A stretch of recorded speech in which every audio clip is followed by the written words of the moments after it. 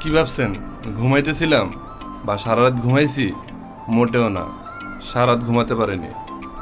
কারণ আজকে আমি খুব এক্সাইটেড, যার জন্য ঘুমাইতে পারিনি। যার মূল কারণ হচ্ছে আজকে আমি একটা বাইক কিনতে যাচ্ছি। তো একজন বাইকার হিসেবে কখনো এভাবে ঘুমাতে পারে না যতক্ষণ না তার হাতে নতুন একটা বাইক আসতেছে। ঠিক আছে ভিউয়ার্স, তো পরবর্তী ভিডিওতে বাইক কেনা পর্যন্ত আপনারা আমার সাথে থাকবেন। আশা করি ভালো থাকবেন। আসসালামু আলাইকুম। অফিস থেকে বের হয়ে একটা অটোরিকশা নিয়ে রওনা দিলাম শোরুমের উদ্দেশ্যে। আর এদিকে সময়ও বেশি নেই, রাত প্রায় 8টা বেজে গেছে। শোরুম থেকে জুয়েল ভাই কল দিয়ে বললো আমার জন্য গাড়ি রেডি করে রেখেছে, তাই আর দেরি না করে দ্রুত শোরুমে চলে আসলাম। ফাইনালি আমি শোরুমে চলে আসছি।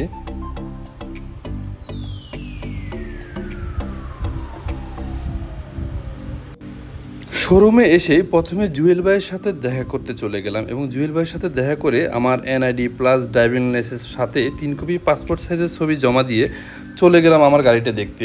যে গাড়িটা আমার জন্য রেডি করে রাখা হয়েছে ওই গাড়িটা আমার দেখে নিতে হবে, কারণ সেখানে গাড়ির চেসিস নাম্বার, সাথে গাড়িতে কোনো স্পট আছে কিনা ইত্যাদি দেখে নিতে হবে। তো এই জন্য গাড়িটা একটু দেখে নিলাম। দেখে নিয়ে তারপরে জুয়েল ভাইয়ের কাছে আবার চলে গেলাম আমার পেমেন্ট করার জন্য।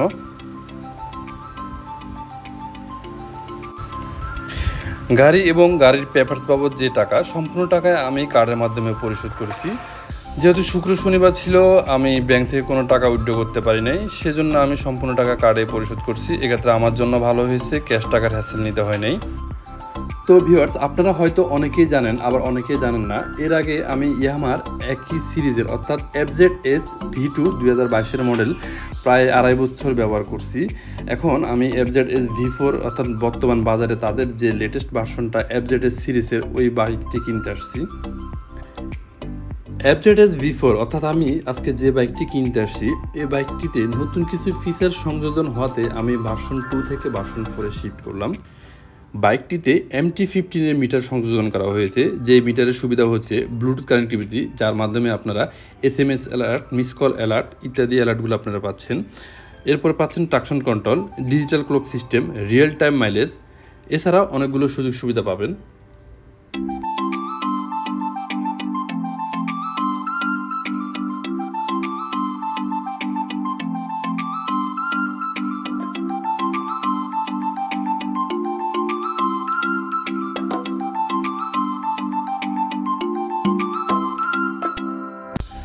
জুয়েল ভাইয়ের সাথে লেনদেন ক্লিয়ার করেই এরপরে চলে গেলাম বাইকটির টেস্ট ড্রাইভ প্লাস সাথে কিছু ফটো সেশন করার জন্য।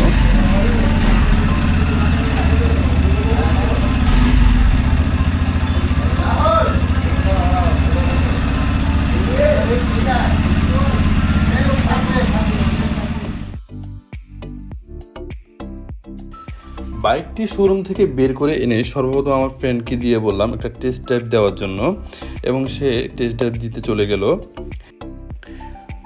ফাইনালি আমার FZS V4 বাইকটি আমি হাতে পেলাম। এখন আমাদের গন্তব্য হচ্ছে যে কোনো একটা তেলের পাম্প। তো সেক্ষেত্রে আমরা সিদ্ধান্ত নিলাম নীলক্ষেত যাব। নীলক্ষেতের পাম্পটা সবসময় খোলা থাকে। আপনাদেরকে একটা বিষয় জানিয়ে রাখি, ইতিপূর্বে আমরা যারা বাইক কিনেছি আমরা হয়তো বা এটা জানি না, এখন নতুন একটা সিস্টেম করছে যে বাইক কেনার পরে সে বাইকটা নিয়ে আপনাকে যে বিআরটি থেকে আপনি রেজিস্ট্রেশন করবেন সেই বিআরটিতে যেতে হবে, এবং সেখানকার একজন অফিসার কর্তৃক চেসিস নাম্বার টেস্ট করে সেখানে তিনি ডকুমেন্টের উপর সাইন করে দিলে আপনার সেটা ওই ডকুমেন্টটা আবার শোরুমে জমা দিলে সেক্ষেত্রে আপনার নাম্বারের জন্য তারা প্রসেস করতে পারবে। তো আগামীকালকে সকালে আমি মিরপুর বিআরটিতে যাব, সেখানে গিয়ে আমি আবার গাড়িটির চেসিস নাম্বারটা টেস্ট করাবো। তো ভিউয়ার্স, আশা করি সবাই ভালো থাকবেন এবং সবাই আমার জন্য দোয়া করবেন, আল্লাহ যেন আমাকে সুস্থ রাখে এবং আপনাদের মাঝে নতুন কোনো ভিডিও নিয়ে আসতে পারি। আর বাইকের ভাইদের জন্য বিশেষ করে আমার একটা অনুরোধ যে আপনারা সবসময় সেফলি বাইক রাইড করবেন। খোদা হাফেজ, সালামু আলাইকুম।